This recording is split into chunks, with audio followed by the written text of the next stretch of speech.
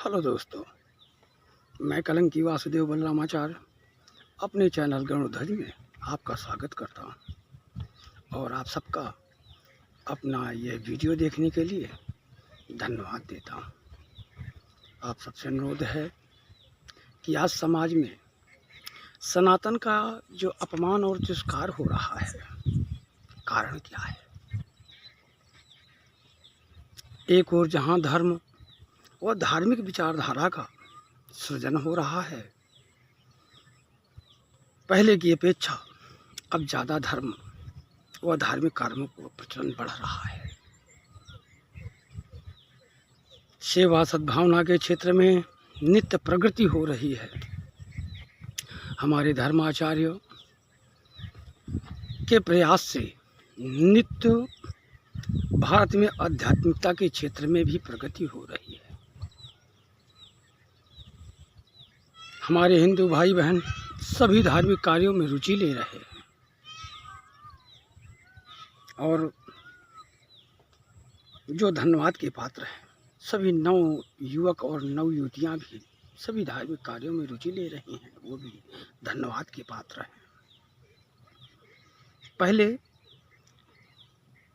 बच्चे नियम व्रत धारण नहीं करते थे, आज कम से कम छोटे छोटे बच्चे भी व्रत नियम इत्यादि का पालन कर रहे हैं, जो हमारे लिए कहीं ना कहीं गौरवपूर्ण है।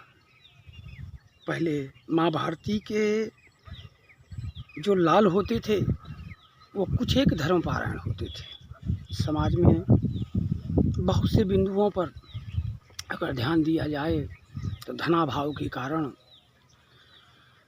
परिस्थितिगत होने के कारण हमारे यहाँ उतना धार्मिक कार्यों का आयोजन नहीं होता था, उतना दान, उतना स्वाध्याय इत्यादि नहीं हो पा रहा था। आज फिर से माँ भारती के उत्थान का जो समय है वो नित्योत्तर प्रगति प्राप्त कर रहा है।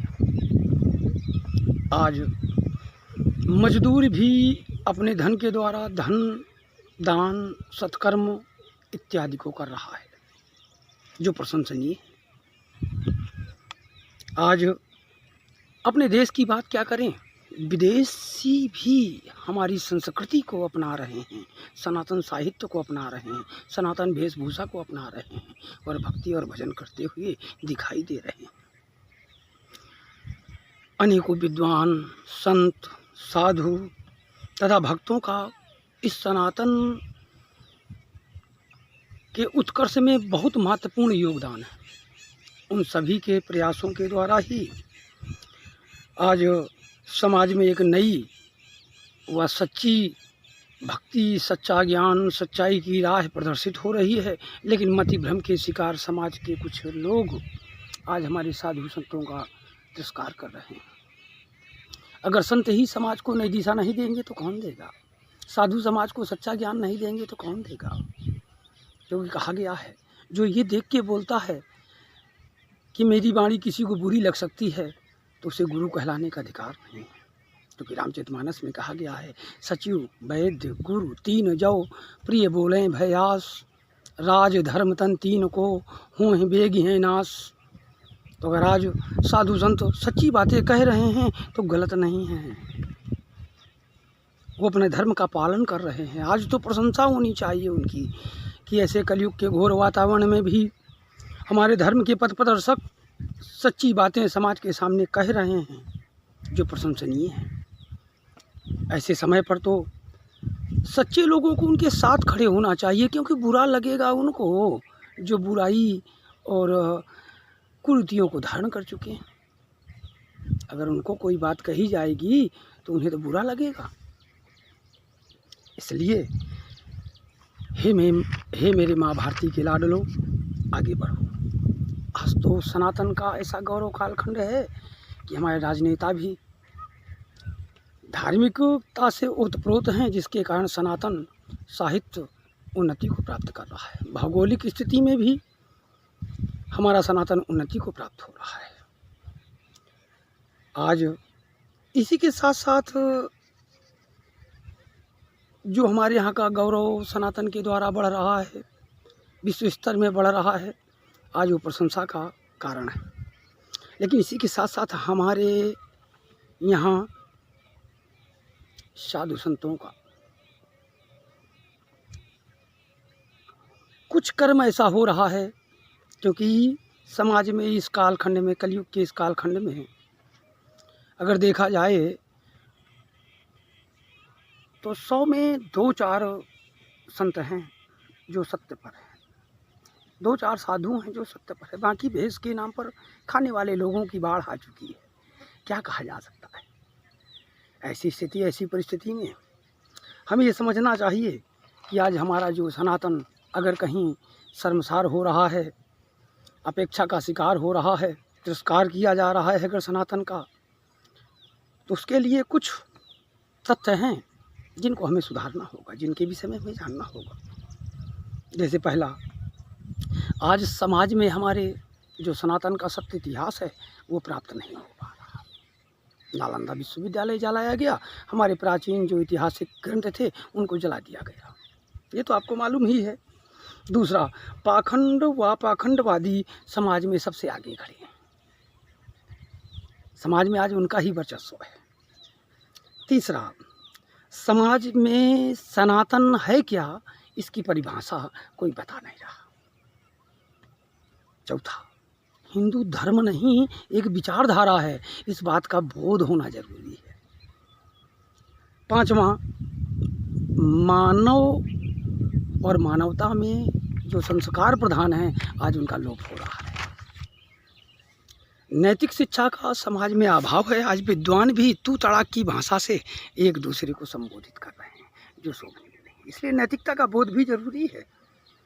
परिवार तथा स्वजन संबंधियों का स्वार्थपूर्ण व्यवहार ये भी सनातन के विरुद्ध है, लेकिन ये भी कोई कहने वाला नहीं, समझाने वाला नहीं।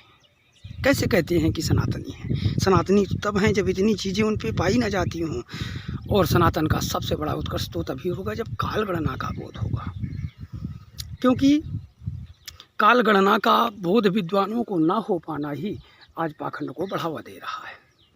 कोई कहता है आज कलयुग का पहला चरण है, जबकि हकीकत क्या है?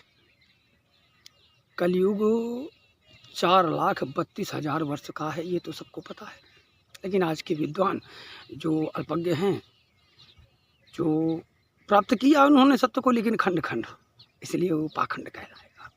और कालगणना 4,32,000 वर्ष को अगर जानना है तो हमें ये जानना पड़ेगा कि ये युग कौन सा है। तो ये 28वां महायुग है, 7वें मनवंतर का।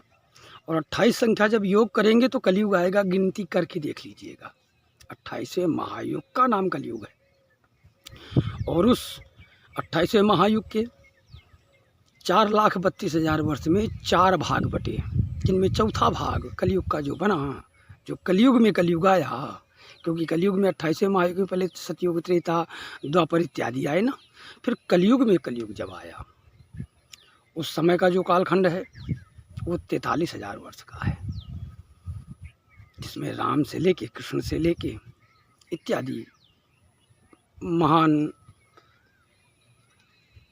जो आत्माएं थीं वो जन्मी, जिन्होंने पुरुषार्थ करके समाज को एक सद्ज्ञान और दिशामूलक निर्देश किए अपने कर्मों के द्वारा, अपने ज्ञान के द्वारा।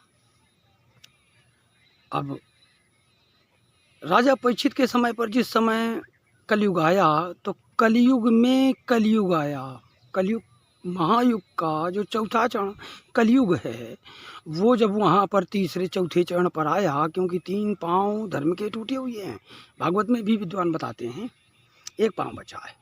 तो जब चौथे चरण में कलयुग आ रहा था, उस समय राजा परीक्षित का शासनकाल था, जहाँ से फिर कलयुग की जो आयु हुई तो 4,320 वर्ष हुई, जिसमें 600 वर्ष संध्या और 60 वर्ष संध्यांश अगर जोड़ा जाए तो पूरा का पूरा 4,980 वर्ष पूरे होते हैं।